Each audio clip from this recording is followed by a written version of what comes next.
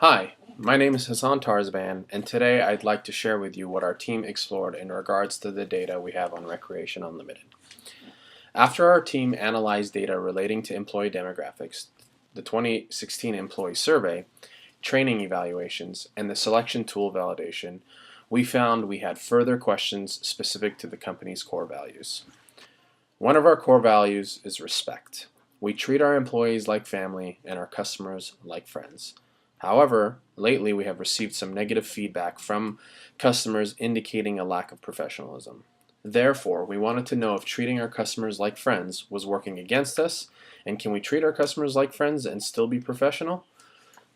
One way to test these theories is to look at the training evaluations we conducted in respect to compensation pay, specifically variable pay. Since variable pay relates to each employee's sales, we wanted to know if the employees who scored higher in the pre-test training evaluations were also the employees with higher variable pay rates. Similarly, we also wanted to test the correlation between performance ratings and variable pay. Since the latter variables both relate to employee sales, we assume there is a statistically significant correlation, but wonder if the correlation is similar to pre-test training evaluations and variable pay. So, on today's agenda, we're going to talk about the correlation of the training evaluation pre-test and variable pay, the correlation of performance and variable pay, regression of training evaluation pre-test and variable pay, regression of performance and variable pay, and we will wrap it up with some recommendations. Once we merged the data sets for both training evaluation pre-test and variable pay, we ran two correlation tests. First, we ran the correlation function in a statistical software and data analyzation program called RScript to see if there was a strong statistical relation between the training evaluation pretest and variable pay. Our findings showed an R value of negative 0.055, which indicated a very small relationship. We also had a p-value of 0.679, which indicates that the correlation between the training evaluation pretest scores and variable pay are not statistically significant at all. Next, we ran the correlation function for the performance bars rating score and variable pay. Our findings showed an R value of 0.524, which indicates that the correlation is large in magnitude because it has a value higher than 0.5. We also had a p-value of 0, which indicates that the correlation is statistically significant. Now I'm going to pass it off to Jody to elaborate on the rest of our findings. Thank you, Hassan. This is Jody Hoffman. Continuing on with the regression of training evaluation pretest and variable pay. After running the correlations for both groups, we ran regression functions for both. Though we did not find a statistically significant correlation between the training pretest and variable pay, we ran this regression first in order to further compare the two groups. Our findings. The p-value was again 0.679 and the r-squared value was only 0.003.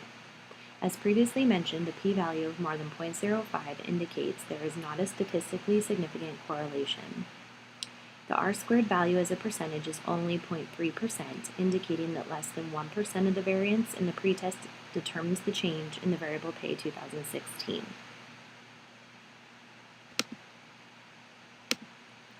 We next ran the regression function for the performance bars rating score and variable pay. Our findings. The p-value was again 0.000 and the r-squared value was 0.274. The correlation matrix also shows a correlation value of 0.52. We know that a p-value of less than 0.05 is considered statistically significant. The r-squared value as a percentage is 27.4%, showing a strong relationship between the variances of the performance bars rating score and variable pay.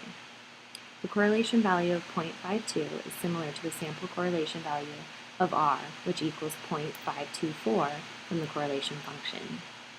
We can see the differences visually here.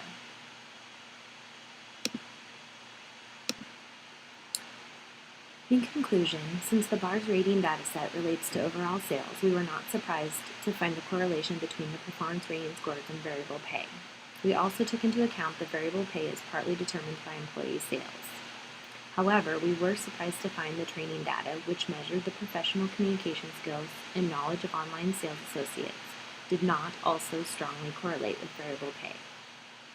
Given the recent complaints, we expected overall sales to be significantly impacted by unprofessional communications.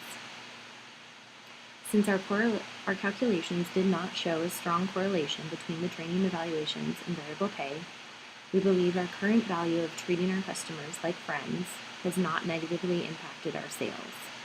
We do feel, given the recent complaints, that further analysis is warranted and should be examined again with the post-test training evaluations and variable pay totals for 2017.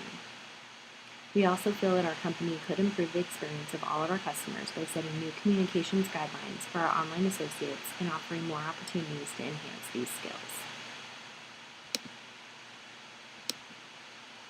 Thank you again for following along on this presentation on Task 5 and all of our findings for this company and their future needs for their company and to help their customers.